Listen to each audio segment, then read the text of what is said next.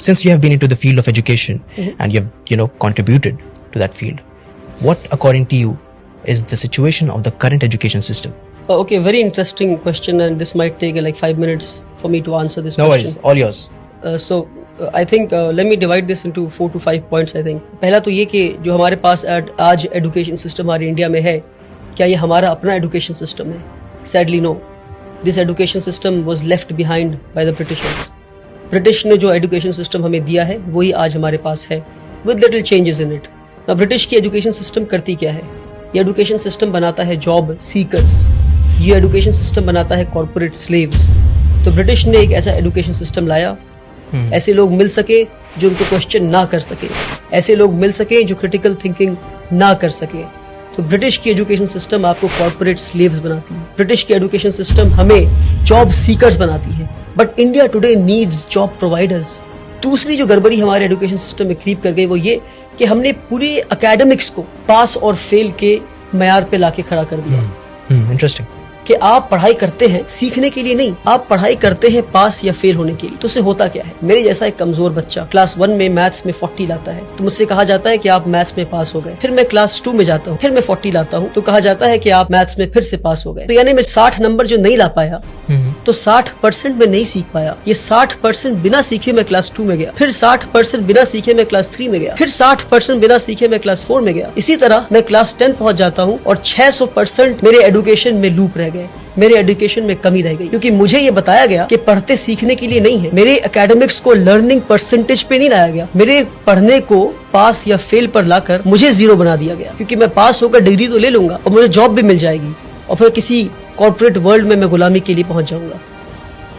तो एकेडमिक्स को पास और फेल से निकालना होगा बाहर हमें और लर्निंग परसेंटेज पे लाना होगा. किसी ने 40 लाया तो 40% सीखा आपने, 60% नहीं सीखा आपने. सीखे फिर आगे बढ़े, जितना सीख सकते हैं सीखे अपने कैलिबर के हिसाब से, फिर आगे बढ़े. अगर आप 99 लाते हैं तो 99% सीखा आपने, आप टॉप नहीं कर गए. 99% सीखा आपने, 1% अभी भी नहीं सीखा आपने. अगर आप 100 में 100 लाते हैं तो पास हुए आप. ये दूसरी बात. तीसरी बात कि हमारा जो एजुकेशन सिस्टम है आज का वो आपको रोट लर्निंग पे फोकस करता है.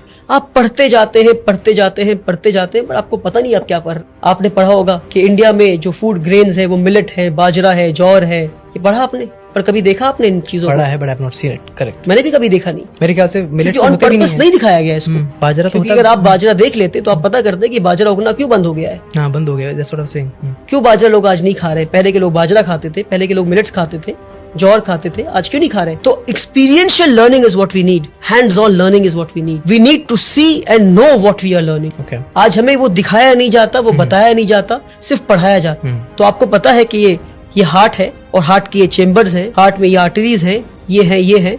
मगर आपको कभी इंसान का दिल दिखाया जाए तो आप बोलेंगे भैया ये क्या है? प्रैक्टिकलिटी. ये practical learning is what we need आज के दिन पे. Hands on experiential learning. तीसरी चीज. तो चौथी चीज है वो ये कि हमारे एजुकेशन को हमने समझा कि एकेडमिक्स ही एजुकेशन है. क्या? एकेडमिक्स ही एजुकेशन है. Academics is just a drop in the ocean of education. I would say the remaining water is तरबियत, इज अपब्रिंगिंग. कि भाई आप बात कैसे करते हैं? Are you confident? Are you creative? Do you have critical thinking? Are you developing higher order thinking skills? Are you questioning things? Absolutely. How do you sit? How do you conduct yourself with people? ये सारी चीजों को छोड़कर हर चीज को academics पे ले आया. Academics is not education.